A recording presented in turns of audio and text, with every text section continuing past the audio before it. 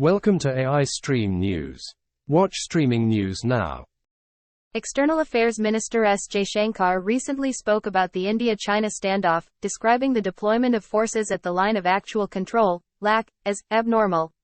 He highlighted that this situation poses a challenge to the security of the country and should not be disregarded by Indian citizens. 1. Jaishankar mentioned that the current deployment is a significant deviation from the normal base positions, especially in light of the events that unfolded in 2020 when China brought a large number of forces to the border during the COVID lockdown. This has led to a sustained counter-deployment of Indian forces at Galwan.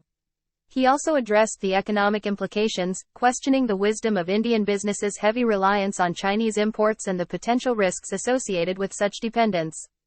The minister's comments come in the context of ongoing tensions and the need for a resolution to restore normal bilateral ties, which hinge on peace and tranquility at the border. According to the latest election affidavit, Prime Minister Narendra Modi has declared that he does not own a house or a car. The affidavit reveals that he has 52,920 rupees in cash.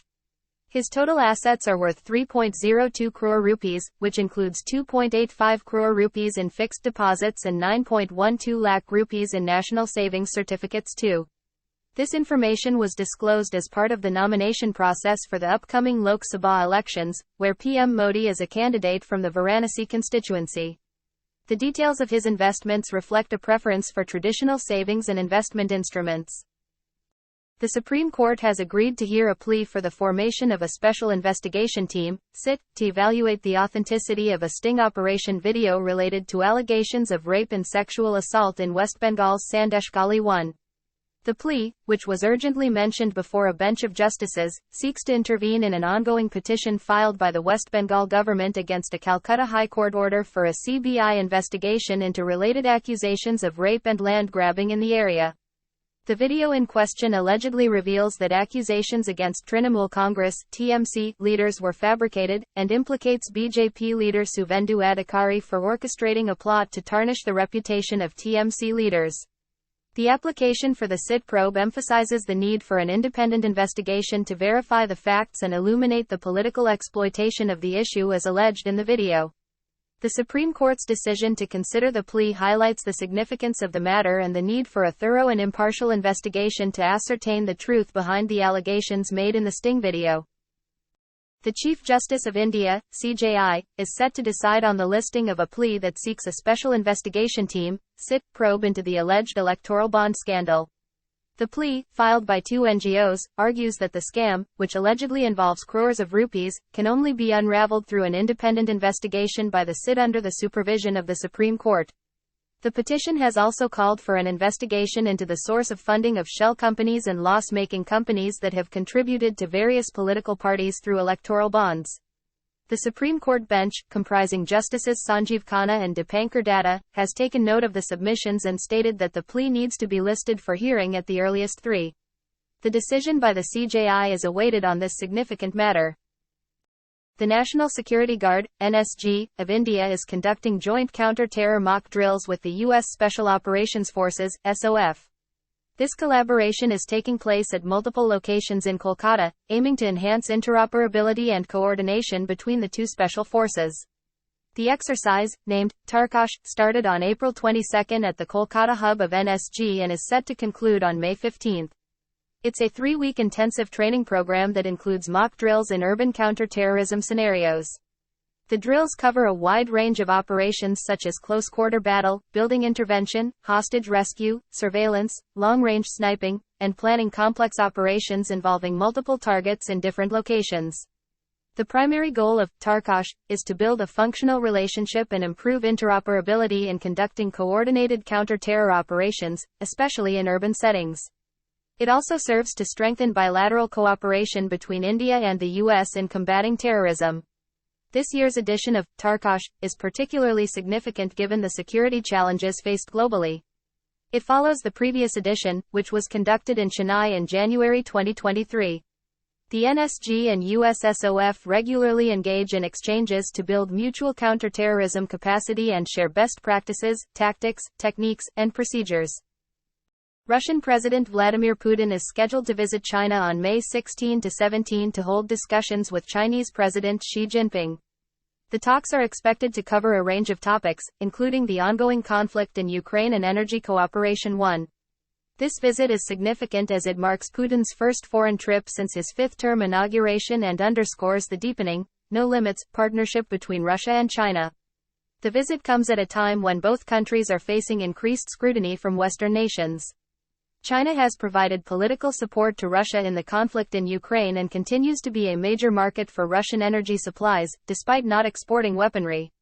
The two leaders will also discuss international and regional issues of common concern, reflecting their shared opposition to the US-led Western liberal global order. Putin's visit to China is a clear indication of the strengthening ties between the two nations, which have alarmed some in the West due to their growing cooperation in various fields. The U.S. is indeed facing a significant teacher shortage, which has led to an increase in uncertified educators entering classrooms.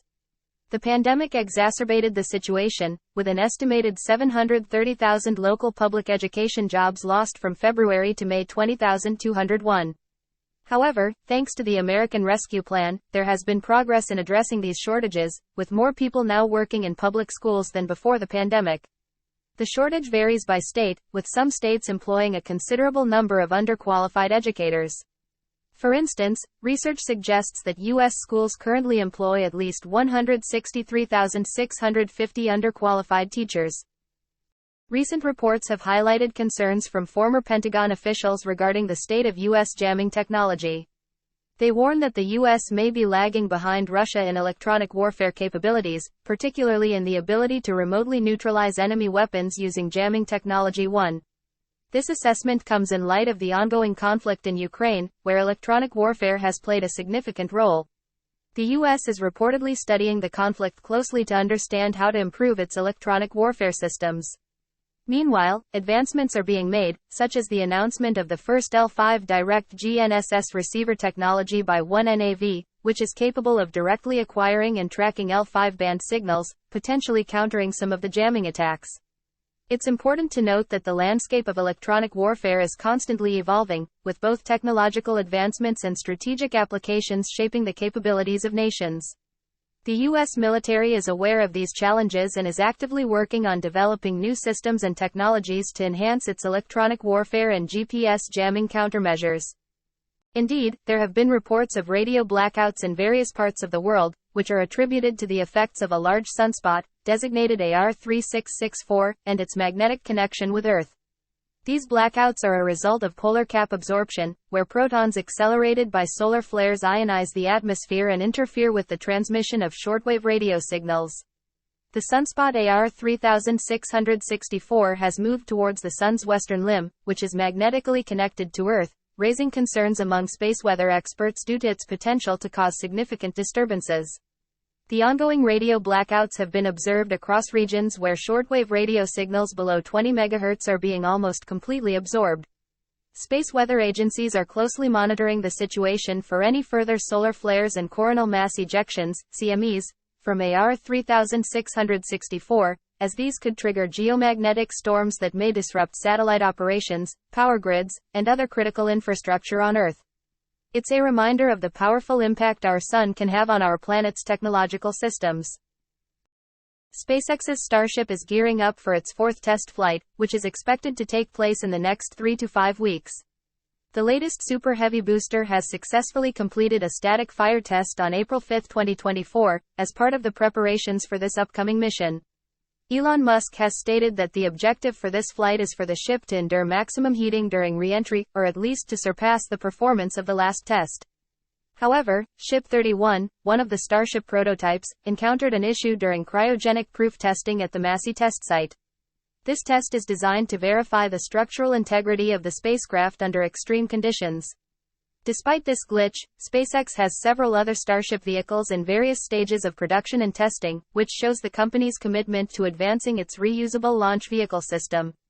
The Starship program's progress is crucial for SpaceX's ambitious plans for deep space exploration, aiming to make travel to the Moon and Mars more feasible through the development of fully and rapidly reusable rockets. For reliable news, watch AI Stream News. Thanks for watching. Don't forget to like, comment and share. For more updates, subscribe to AI Stream.